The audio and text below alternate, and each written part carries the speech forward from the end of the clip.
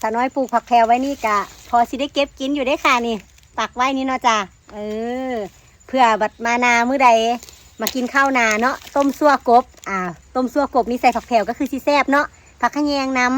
ำเด็ดผักแพรวใส่น้ำนี่คือสิคักเนาะสาวน้อยสิมาเด็ดยอดเพิ่นซะก่อนค่ะเด็ดยอดให้เพิ่นแตกฟุ้มออกเนาะเด็ดยอดเพิ่นก่อนค่ะไว้ให้เพิ่นแตกออกเนาะเพราะว่าเฮายิ่งเด็ดนี่เพิ่นหน้าสิยิ่งแตกออกอันนี้นะปลูกไว้นี่ล่ะค่ะเพื่อหน้าหนาวนี่เฮาสิมีกิจกรรมหลายอย่างที่จะมาเฮ็ดอยู่นาเด้ค่ะช่วงหน้าหนาวนี่มานอนให้นอนนาค่ะหน้าหนาวบรรยากาศดีหลายช่วงนี้ก็ลมหนาวก็วอยๆมาแล้วเนาะพี่น้องเนาะแต่ว่าอากาศก็บ่ถึงขั้นว่าสิหนาวดอกค่ะแต่ว่าเป็นลมหนาวพัดมาแล้วสะน้อยกะใกล้สิได้ฤดูกาลมานอนนาแล้วค่ะเดี๋ยวสะน้อยสิพามาชมบรรยากาศกลางคืนอยู่นาเด้อช่วงนี้กะสิฮกจักหน่อยเนาะเพราะว่าเป็นหน้าฝนเดี๋ยวเฮาก็สิเริ่มตัดหญ้าตัดหยังแล้วค่ะสะน้อยสิตัดหญ้าแล้วเราถ้าให้อีลาน้อยเปิดเทอมจ้าให้อีลาน้อยเปิดเทอมซะก่อนเนาะสะน้อยสิมาหาตัดหญ้าเพราะว่าเวลาเพิ่นมานำนี่สะน้อยก็สิบ่ได้เอาข้าวเอาน้ำมากินเนาะเพราะว่าเพิ่นมาเพิ่นกะ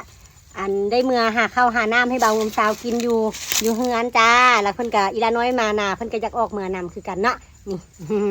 ได้แล้วจ้าเดี๋ยวเก็บเอามาไว้เฮ็ดใส่กับข้าวอยู่เฮือนค่ะอันนี้นะส่วนอันนี้เฮาก็สิปล่อยไว้ให้เพิ่นแตกฟุ้มเนาะเอายอดน้อยๆมาปลูกก็เริ่มแตกฟุ้มแตกกอแล้วค่ะเดี๋ยวมื้อหน้าสิพามาต้มซั่วกบกินอยู่นาเด้อ